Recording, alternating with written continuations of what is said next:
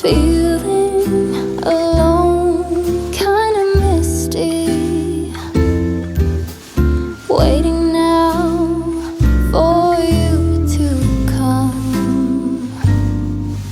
It's cold again, but I know we'll be warm, sitting by the fire and dream. Tell me again with a whisper, little things that I wanna hear, and the stars up above are smiling when they see you holding me so near. I see snowflakes on the chimneys and the candles. Morning guys, welcome to Vlogmas Day 13. We are over the hump. We're a little over halfway, which kind of actually makes me a little bit sad. I don't know, we don't have much longer. Christmas is coming. Christmas is coming. But I woke up this morning, my aunt actually spent the night, and I had a nice little break from Vlogmas. I filmed a little bit, but we just had coffee and just was like lots of girl chats, and she's actually my dad's sister, so every time I hang out with her, she just will like tell me all these stories about my dad, and it's just like such a great, I had like a great night, I had a great morning. I just am on cloud 9 right now. I'm so happy. But I got a fun toy in the mail, the Drift. This is something that's like so cool. They're actually the sponsor for today's video. It's a passive wellness device. It is so cool, like actually really freaking cool. So you have different sand patterns that make your living space look amazing. That's what it says here on the top. And it increases your relaxation, it boosts your mood, it creates an ambiance. There's over hundreds of different patterns. You control it on a super easy app. Me and my aunt were talking about how great of a conversation starter it is. Like if we have this out, like I want to get a side table and kind of just place it somewhere like in a corner or something, because it's such a great topic of conversation. Like people are going to be drawn to this. It's the coolest freaking thing. I just set the pattern to this pattern on the app. I think this one is called something Focus. I'll pop it on the screen, but the marble moves by itself, guys, and it just created this whole thing. You can change the different settings of like the lighting colors. On the setting app, you can change the brightness and stuff, and I changed it to multicolored, so it just constantly switches up different colors. So I think I'm gonna just leave it here on my island for a minute, because like I said, I want to get a table and actually put it once like I get my furniture in and stuff, but right now I just feel like this is really freaking cool and it's insane. It's very therapeutic to watch too. Like this morning, me and my aunt were just sitting there like watching it. We were playing with the sand a little bit. But let me just show you an example here. This is the app. You can change the speed as well. So if you want it to go like faster, you can change it. I like it to be all the way at the top. But you can make like playlists and stuff. Oh my God, how cool is this? And then there's like different patterns here. So you can like favorite which ones you like. I want to see something interesting. Let's see. Oh, they can do, what is this? Like a whole plant. Okay, let's do this one. So I'm gonna play it and watch the marble just go on and do its freaking thing. How cool is that? I'm actually so obsessed. It is insane. This is a great gift. It's a great wish list item. It's really, really freaking cool. So I will pop it down below. Thank you to them for sponsoring today's video. If there's any discounts or codes or anything like that, it will all be linked in the description box for you guys. It's working on the flower right now. You can see it working on the flower. Oh my God, it's just so cool. I'm just gonna leave it here on my island for a minute because it's that cool. I feel like I need to take another picture. I've never seen anything like this before in my life. This is really fun. And so artsy, you know? And instead of like sitting there and being on our phones and stuff, like it will make people get off their phones and just be so present and like mindful. And like I said, it's a great topic of conversation. It's just really, really cool. I'm excited to show all my people when they come here. I'm like, just turn it on and pretend like it's not even there and just walk around there and be like, what is this? And we're like, oh, that thing? Oh, it's called the Drift. But yeah, that was really cool. That was a really fun morning. So I think I'm gonna edit a little bit. I'm still needing to put up the video, the what I ate in a day video, which will already be up by the time this video is up. I need to do like the thumbnail. It's currently uploading right now. I need to do the description box, all that good stuff. And then I'm going to do a book review for this video. So we'll do the annual like favorite books, worst books of the year that I've read. And then I think I'm gonna go later to my mom's place and maybe go out, do something like maybe grab a drink with her or something, get her out of the house, and just spend good quality time with my family. So welcome to the vlog. Guys, look how beautiful that one turned out. Okay guys, I thought I would do my best and worst books of the year. I usually do this in like a separate video, but I thought I would throw it into Vlogmas this year. I haven't been reading at all, honestly. I'm gonna read again once the new year starts. I really want to read, I just don't have time right now, but I love reading. So I've read 24 books this year. So I don't have my list, hold on. I kind of want to start out with the worst books first. That way we can end it on a good note. I'm gonna do from 5 to 1 being the worst. Okay, number 5 worst is A Court of Mist and Fury, only because the first book was so good that I had such high expectations for it, and I felt like it just dragged on. The very ending of the book was where it was at. I was waiting for moments like that in the very ending of the book. The first book left me on such a high that it was disappointing to read through this one and not have any buildup or like pickup within the first half of the book. I feel like she wrote it and it was such a big book. It could have been written much shorter and it would have been a phenomenal book. This is my review. I said everyone says this was the best of the series, but I just didn't get it. I felt like I had to constantly look things up. Yes. Like there was like all these big words and big names and I was like a little bit confused. It seemed to drag out towards the beginning and the middle, but it picked back up at the end. I enjoyed parts, but not so much the other parts. That one was just more of like a disappointment. Like I said, the ending of the book was great. That's when it was good, but it just like wasn't worth it in my opinion. And it kind of just like when you read such a good first book and then you read the second book and it's not as good or like bad, it almost takes away from the first book in a way. You're like, what the heck? All right, number 4 is The Passengers. This is the last book I read of the year and I was just so bored of it. I couldn't get into it. It starts off with a bang. It's a book about a couple passengers from all different walks of life and they're in self-driving cars and then there's like a hack, like a terrorist kind of thing where they're all gonna die except for one and people have to like vote and everything. But it became so political that I hated it and it was just very not realistic at all. And I don't like books like that where it's just like, come on, like you're reading it and you're like, really? I said, this one was really dark and extremely political, which wasn't the tone I was really looking for. On top of the storyline, it didn't really make much sense. There's so many holes in the story and it was all over the place. That's how I felt. Number 3 is The Untethered Soul. I am so done with self-help books now. I feel like I've really solidified that this year, that I'm just so over the like spiritual gurus. It's really quite entertaining when you first get into that world of spirituality and stuff, but when you read the same things over and over and over again and they become very hokey, and when you experience like life, like real life, these like pseudoscience books become like really dumb to listen to. It's like you have the option to listen to like a Tony Robbins versus like someone who served in the army and lived this great life and traveled the world. It's like, who would you rather talk to and get advice from? The like vet and the wise man rather than the guy who just speaks wisdom. Does that make sense? That's how I felt this book was. And every spiritual book that I read now is just very similar. They're all the same. And once you, like I said, go through stuff in life, you just don't buy into the bullshit anymore. So I said, yet another spiritual book bites the dust. Oh my God, I went in. I was really excited about this one. I should have known. There was expansive parts, but when he continued to talk about it, it took away from the initial aha moment. You know when someone says something and then you're in awe and they just keep talking about it and then you just don't look at it as great as what you initially heard?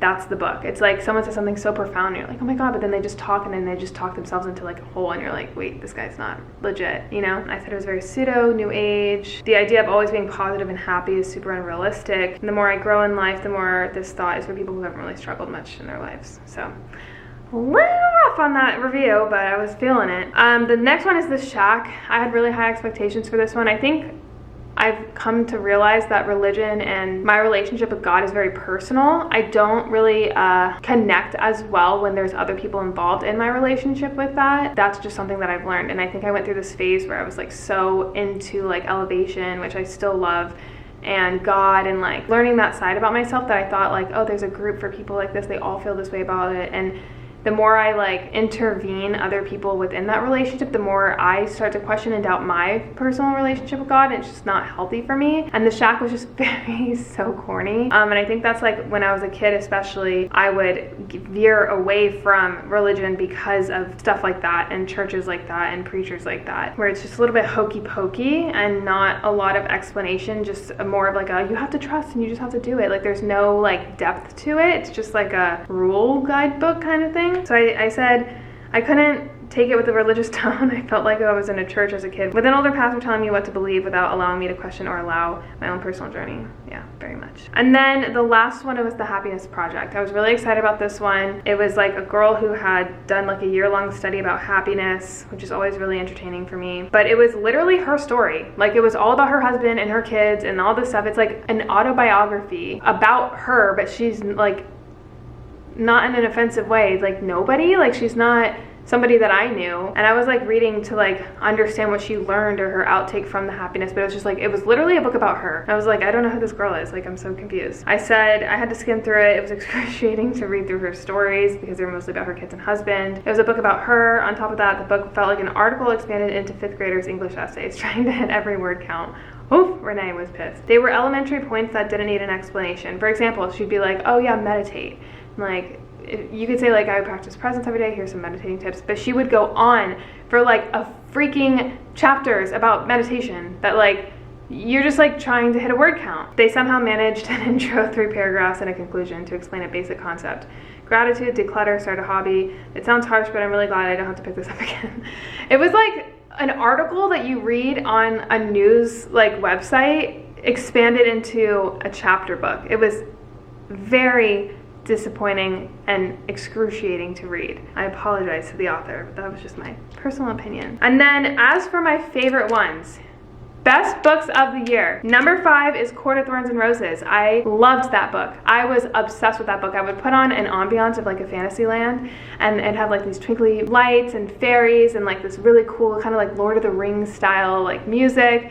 And I just was like immersed into this fantasy world, and it was so fast paced. The story was insane. I couldn't put it down. It was such a great escape from reality, and it was a mixture of Beauty and the Beast, Harry Potter, Lord of the Rings.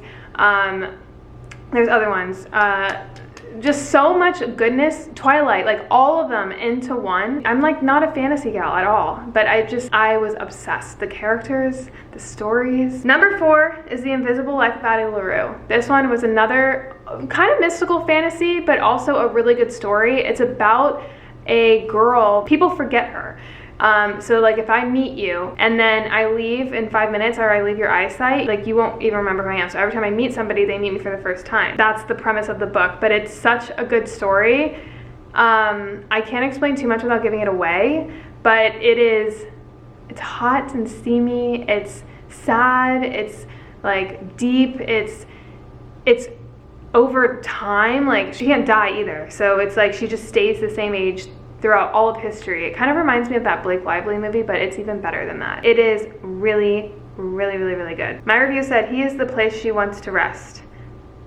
I really enjoyed the story of telling this book. It's beautifully unhurried, and I fell in love with the characters. Number 3 is The Perfect Child. So The Perfect Child was a creepy book, and it left me hanging. It's one of those books that you put down and you just want to talk to everyone about, and you're like, wait, what?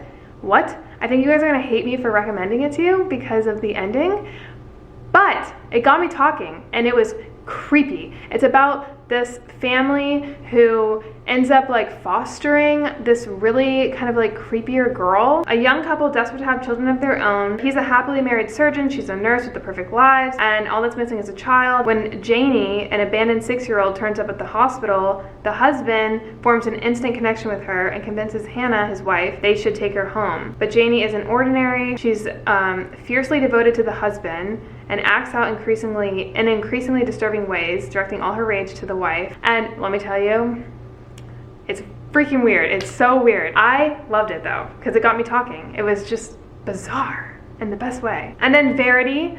So another like insanely good thriller. I haven't read a good thriller like that in a minute. So Lowen is a struggling writer on the brink of financial ruin. She accepts a job offer of a lifetime. Jeremy Crawford, who's the husband of a best-selling author, Verity Crawford, hired Lowen to complete the remaining books in a successful series that his injured wife is unable to finish. So when she gets there, she starts reading through Verity's notes and outlines, hoping to find enough material to get her started. She starts to uncover an autobiography Verity never intended for anyone to read, and then she just reads this autobiography and then starts realizing like what happened the day her daughter died. The girl, Verity's daughter, died, and she decides to keep the manuscript hidden from the husband, knowing that its contents would devastate an already grieving father. It's creepy. It's a twist. It's weird. It's scary. It's like, again, another bizarre book. It's a great thriller. And then number 1 is Daisy Jones and the Six. Hands down, this one tops all of them. It is such a human book. I absolutely loved it. It was so real, so like deep. I just loved how real it was. It felt like I was reading an actually true like story of a person. Like just, it was so great. I cannot explain to you without giving too much away, but basically Daisy Jones and the Six was a band. The journalist is interviewing the band like years later. They had like an infamous breakup, and it kind of just goes into the story of the band's like rise and fall and all the characters within the band, and it's just such a beautifully done book. I've never read anything like it before in my life, ever. It was really good. So I will link all these books down below. If you guys have read any of these, let me know if you agree or disagree, and let me know what you guys' favorite books of the year were, because I want to read them next year. I need to get back on the reading bandwagon. I didn't finish my fall reading list, and it just like pisses me off, so I think I'm going to start there next year. But I really need some more book recommendations because I'm in a little bit of a slump. So yes, that's it. All right, I just got my new Fresh and Lean meals in the mail. I thought it would be fun to open with you guys because it's so fun. It's like so exciting. I have no idea what I'm getting. Let's see, what do we have? Kung Pao chicken with broccoli and sweet potatoes, and I see a pepper in here and that freaks me out. Look at that pepper, it looks so spicy. The coconut tikka masala veggie bowl with shrimp. This was my favorite one that I had last time. So I'm glad that I got that again. Another beef teriyaki. Yum, I'm getting a very Asian flair from all these meals so far. We got a salmon chipotle. Interesting. Not a huge fan of chipotle, but I'm sure I like it. And then I got another soup, which I didn't even eat my soup last time. I still have my tomato in there, but this is the creamy broccoli soup, and then they give you like chicken breast to put inside of it. Haven't tried the soup yet, but I think that's all I got. Yep. Yum. Delish. This is super exciting. Built Bar just got a caramel macchiato flavor. You know, Built Bars and like espressos and things that have like themes or like new flavors. It's so exciting. Ooh, it's in like a yellow packaging. Caramel macchiato. I'm really excited to try this. Oh my god, well done. They never disappoint. It's so yummy. Okay, I'm about to head out to go out with my mom. She has this really cool neighborhood bar that all the neighbors go to, and it's just such a cozy situation. It's like a tree house, and all the people come, and it's like home cooked food, and it's just like couches everywhere. It's not like the kind of bar that you go to and like no one talks. Like there's live music, there's people outside, there's like food trucks sometimes. It's pretty freaking cool, so I'm excited to go. I'm gonna make it an early night though, because she's been up since 4. I don't know why. Before I go, I'm gonna wrap some presents. Mother, if you're watching, get off. And Zachary, if you're watching, get off. And Lindsay, if you're watching, get off. Okay, so I got her this. Should I open the box? Sometimes I'm like, do I leave it in the box? I'm opening it. Yeah, cute. Okay, so my mom, you guys know the ornament situation. We get each other ornaments that represent our year every single year. My mom actually just got a really amazing promotion. She's incredible. She is just doing her damn thing, and she just keeps raising the bar. So I got her this ornament. This is her ornament of the year. It says Boss Mama 2021, and it looks like her on her computer because she wears like her cozy socks all the time. And then I got this I'm gonna put in with that, and this is just a candle for her office. Look at you getting promoted and shit. It's just cute. So I'm gonna wrap that. So I'm gonna put in this one. This one's super cute. This is the new gift bag that I got this year.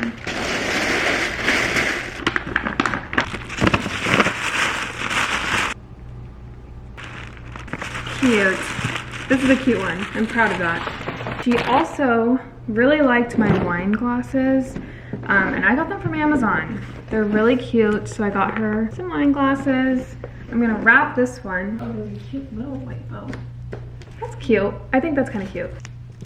And then I have some nice retro stickers that can like match this. I'm gonna put this sticker, just says 25 on it, like a postage stamp. I'll put that right here. And then we'll do this one.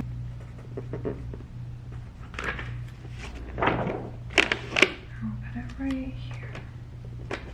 So this one's really random. My brother has this weird obsession with Turkish delight. I don't know where he's seen it, but I used to go to Turkish places all the time, and Turkish delight is something that I was introduced to, and it's a Turkish dessert. It's really good. It's like pistachio. There's like some sugar, powdered sugar on the top. They're pretty interesting, but they're really good. They're almost kind of like a jelly consistency. Every time we go to a like place that should have Turkish delight, he like never finds it, and he's like, I just really want to try it. I'm like, okay, your obsession with Turkish delight is so weird, but I found Turkish delight for him.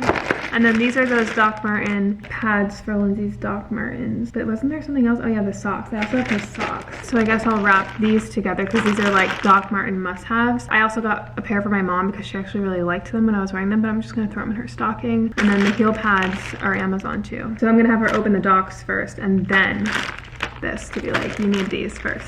Otherwise your feet are gonna hate me. We got the gift number 2 for Elle. Put them in there. I put like number 1, number 2, and then Zach's Turkish delight. But the presents are like kind of piling up. They're like coming together. It's looking pretty good.